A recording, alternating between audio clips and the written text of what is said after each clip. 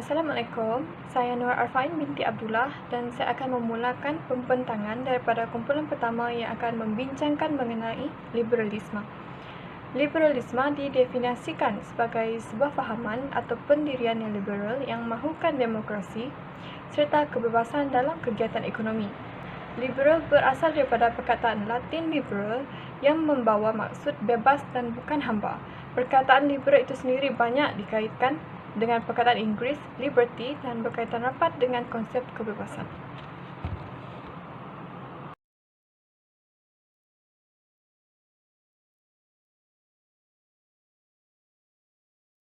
Seterusnya, ideologi yang dibawa oleh liberalisme. Liberalisme merujuk kepada sebuah aliran yang menuntut kebebasan yang khususnya diberikan untuk seseorang individu, di mana tiada sekatan diberikan dalam kegiatan ekonomi, sosial, politik dari sudut akhlak. Dalam arti kata lain, individu dilabelkan lebih penting daripada sebuah masyarakat dan mereka diberikan kebebasan daripada nilai-nilai agama. Seterusnya, nilai etika juga digantikan dengan akhlak kerana fahaman ini mendakwa nilai moral itu sendiri dan akhlak sentiasa berubah-ubah. Individu bebas dalam membentuk aliran dan fahaman dalam agama dan bebas menggunakan kuasa pemerintahan dengan tuntutan agama dengan maksud demokrasi sekular. Dalam konteks sistem ekonomi pula, individu tidak perlu mengikut batasan dalam syariah.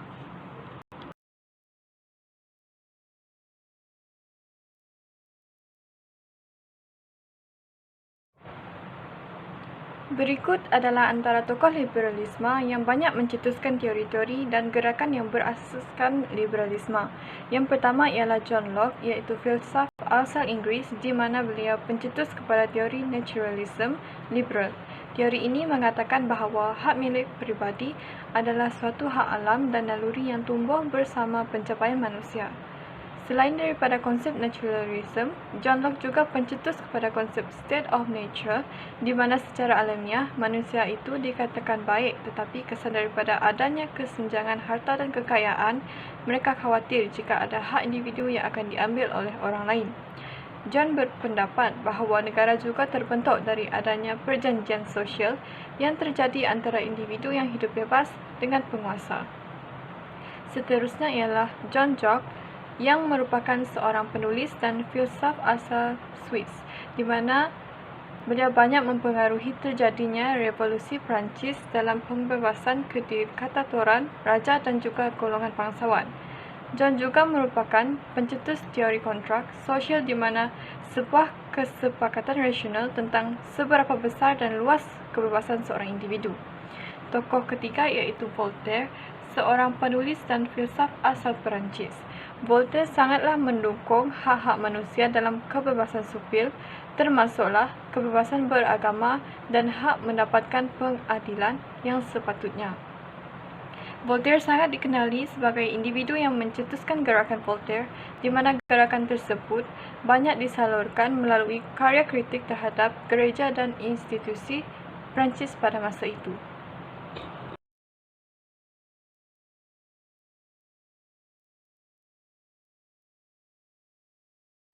Sekarang kita beralih kepada sejarah.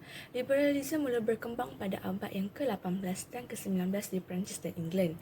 Kelahiran liberalisme di Perancis didorong untuk kali pertama oleh kaum burgess kerana kewujudan ketidaksamaan dan jurang yang sangat ketara dalam negara yang telah berakar umbi sejak sekian lama di Perancis, dan kerajaan Perancis terlalu banyak campur tangan dalam hal kebebasan ekonomi dan mengekang ekonomi perdagangan.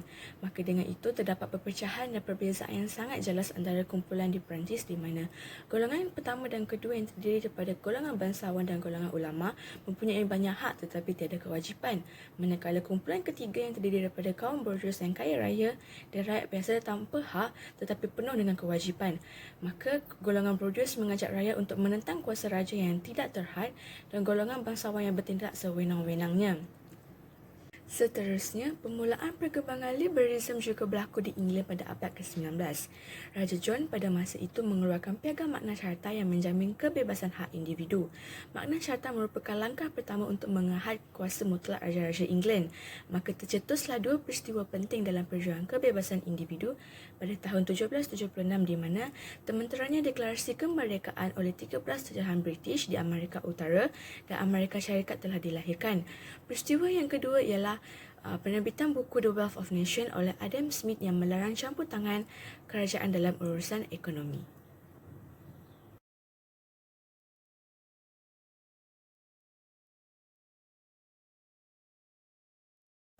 Sekarang beralih kepada prinsip liberalisme di mana setiap individu mempunyai hak yang sama, layak mendapat layanan yang sama rata, terdapat undang-undang dan undang-undang yang diguna pakai, dan yang terakhir, kerajaan ditentukan dengan persetujuan.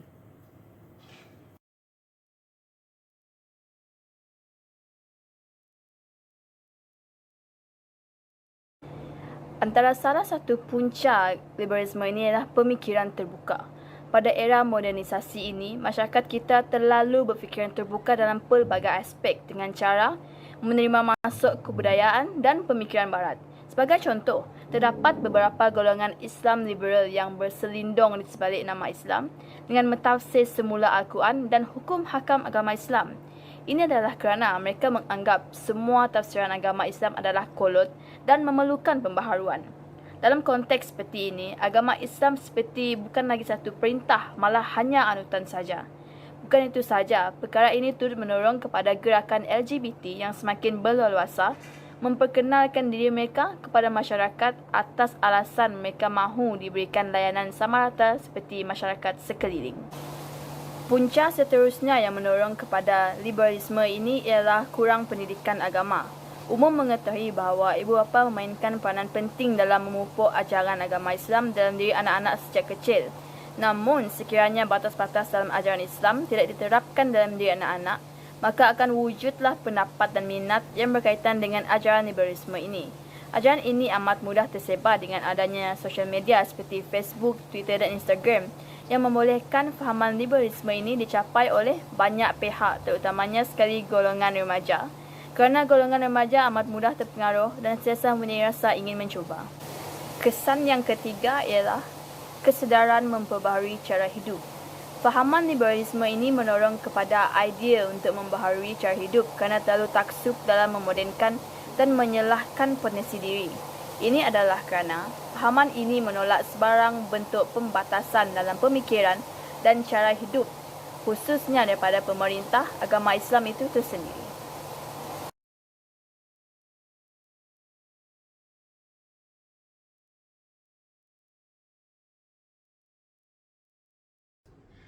Kesan liberalisme terhadap masyarakat umat Islam.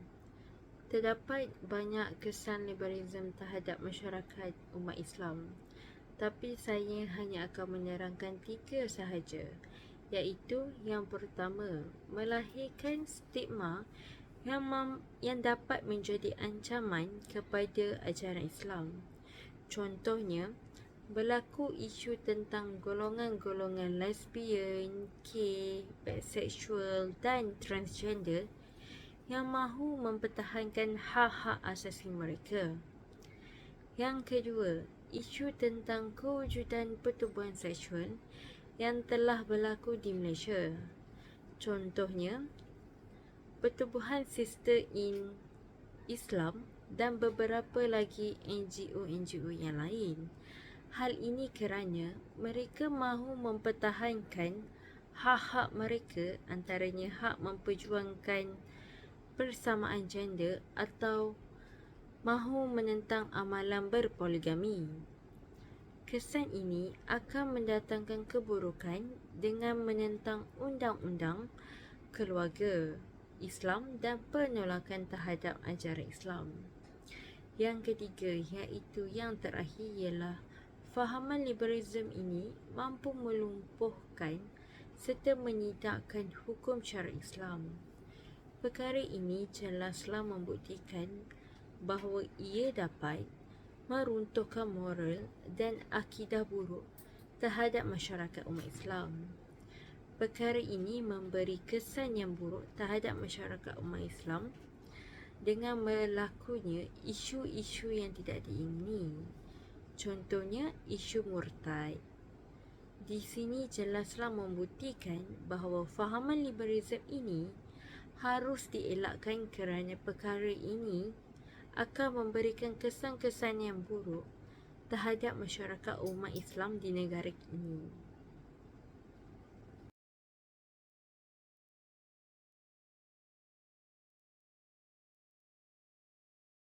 Assalamualaikum dan hai, nama saya Nafara Azkin binti Muhammad Bazu. Saya akan bercakap tentang kesan liberalism kepada agama. So, fahaman liberalism ini adalah fahaman yang mana mereka percaya bahawa semua agama adalah satu dan semua agama adalah sama. Jadi, golongan liberalism dengan pluralism ini, mereka menolak tentang kewujudan ataupun mereka menolak kebenaran yang diajar oleh Islam ni. Dan mereka menyatakan bahawa mereka ni semua sama je, agama kita semua adalah sama. Ia boleh diberi contoh sebagai sekiranya seseorang itu tidak memiliki agama atau bukan beragama Islam, mereka diberi kebebasan untuk memilih menganut mana-mana agama yang mereka kehendaki. Sama seperti apa yang mereka beritahu kepada Islam. Mereka mengatakan bahawa kita sebagai seorang Muslim ni sepatutnya diberikan kebebasan sekiranya kita mahu murtad. Itulah mengapa bahayanya liberalism ini kepada agama Islam. Kerana kita sebagai seorang Muslim, kita semua tahu bahawa agama Islam adalah satu-satunya agama yang diredai dan satu-satunya agama yang benar dalam kehidupan kita seharian. So sekiranya kita seorang Muslim dan kita mempercayai kepada konsep liberalism, bukan sahaja ia memburukkan agama kita, tapi ia memudaratkan diri kita sendiri kerana kita akan menjerumus ke arah kesesatan.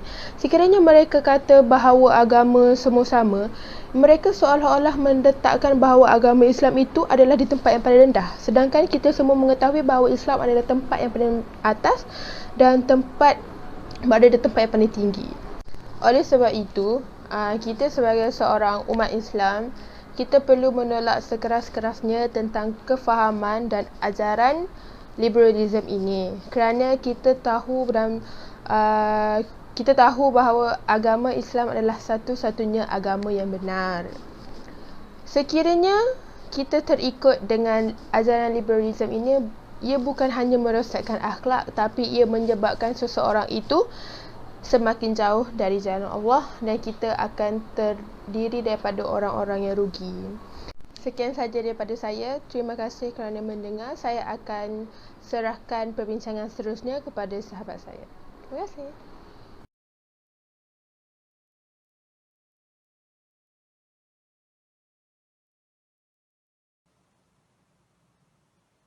Liberalisme, isu-isu semasa di dalam negara. Isu yang pertama, pada tahun 2014, satu program bertajuk I Want to Touch a Dog telah menjadi kontroversi. Dikatakan pada mulanya, program tersebut bertujuan untuk memberi pendedahan kepada rakyat Malaysia tentang haiwan tersebut. Walau bagaimanapun, program tersebut telah mendapat reaksi orang awam apabila gambar selfie bersama anjing menyentuh dan menciumnya tersebar di media sosial. Rata-rata umat Islam di Malaysia berpegang kepada mazhab Syafi'i, di mana terdapat larangan menyentuh anjing tanpa sebab yang syar'i dan secara tidak langsung menyebabkan perkara ini sudah pastinya menyebabkan provokasi terhadap masyarakat setempat.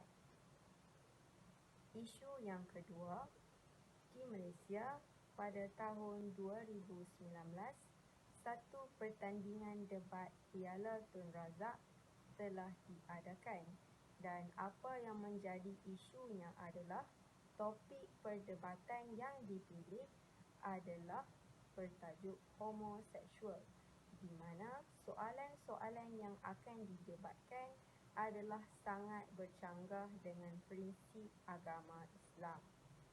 Yang lebih membimbangkan adalah Perdebatan ini bukan sahaja menyentuh sensitiviti agama, malah dapat menggugat akidah seseorang Muslim itu sendiri.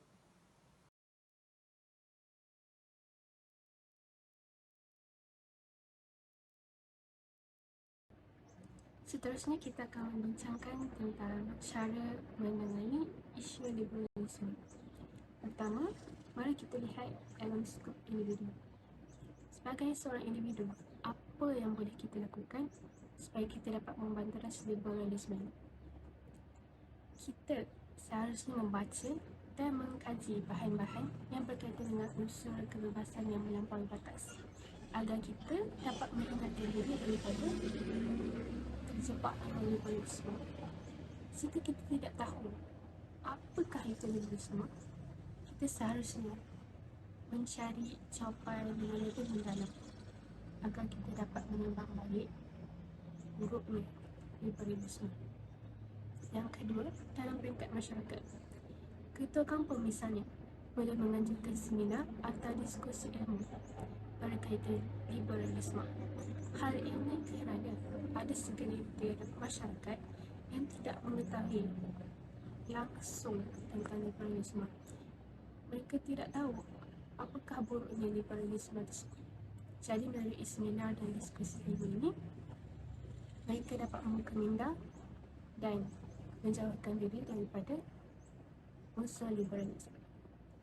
Dan akhir sekali, bagi peringkat negara, mahkamah, terutamanya mahkamah syariah, seharusnya menguatkuasakan undang-undang agar dapat menggerakkan negara ini menjadi negara Islam yang dapat membanteras liberalisme yang membelenggu masyarakat.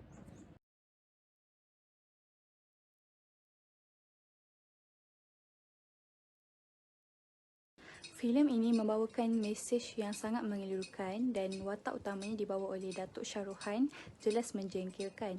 Aksi beliau dalam cerita itu membayangkan tahap kefahaman pengarah, penulis skrip dan pelakon mengenai Islam sangat memalukan. Sebagai contoh, hero yang Muslim berkahwin dengan heroin yang beragama Hindu jelas bertentangan dengan ajaran Islam, menerima dan mencampur aduk cara penyembahan agama lain dengan Islam sebagai agama yang sama jelas bercanggah dengan prinsip Islam. Selain dari itu, memberi zakat kepada mereka yang tidak beragama Islam juga adalah mengelirukan. Zakat hanya dibenarkan untuk asnaf yang tertentu dan tak boleh diberikan sesuka hati. Penerbit filem ini jelas mencuba jawab persoalan Islamofobia yang melanda Barat tanpa memahami ajaran Islam dengan mendalam serta menghayati pokok pangkalnya. Ia secara jelas membawa mesej Islam liberal. Boleh memesongkan fikiran umat Islam dan juga bukan Islam dalam memahami ajaran Islam yang sewajarnya.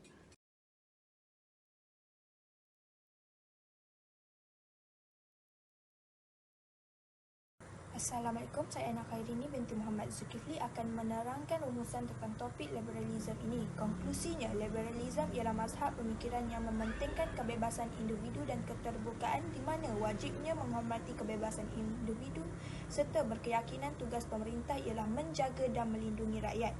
Ia juga menekankan konsep kesetaraan dan keadilan. Apa yang boleh saya simpulkan, ideologi liberal ini didasarkan pada kebebasan individu muncul sebagai respon terhadap pemerintahan yang kejam, sistem yang banyak memberi kuasa kepada bangsawan dan teokrasi, contohnya di Arab Saudi dalam anggaran masa lebih kurang 1000 tahun. Hampir semua gerakan liberal di dunia Islam merupakan respon terhadap masalah sosial, politik dan ekonomi. Kelompok ini juga membuat entry baru dan menyatakan bahawa agama adalah salah satu penghalang kemajuan dan pembangunan. Selain itu, isu liberalisme seperti isu menutup aurat, Islam liberal, LGBT, pelaksanaan hudud dan pluralisme merupakan isu yang sedang hangat diperdebatkan. Tambahan pula, penggunaan media sosial memberikan impak yang besar dalam menyampaikan dan menyebarkan maklumat tentang ideologi liberalisme. Individu yang mempunyai pemikiran liberalisme akan terpengaruh dengan gerakan liberal di mana ia sangat bertentangan dengan agama Islam yang asli. Gerakan Islam liberal ini adalah ideologi liberal yang didirikan atas prinsip membebaskan umat Islam daripada kejumudan dan ketinggalan atau keterbelakangan.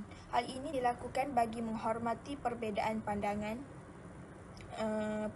membuka pintu ijtihad dan memperjuangkan hak asasi manusia. Tradisi keilmuan para ulama dibantah dan dimusnahkan bagi meletakkan tradisi baru yang lebih terpercaya. Tantangan terhadap umat Islam akan sentiasa ada kerana kedudukan agama Islam akan sentiasa digugat dan dihapuskan. Orang yang lemah iman akan terpesong dari jalan yang betul. Gerakan asasi manusia boleh dikatakan berasal daripada teori-teori barat.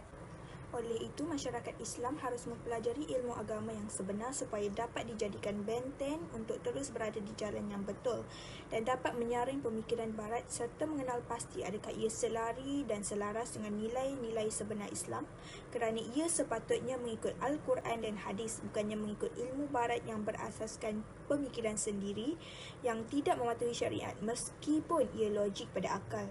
Semua pihak seperti ibu bapa, agensi-agensi pendidikan moral, pendakwah dan negara perlu menentang keras dalam menangani serta menangkis ancaman aliran pemikiran barat supaya nama baik Islam terjaga.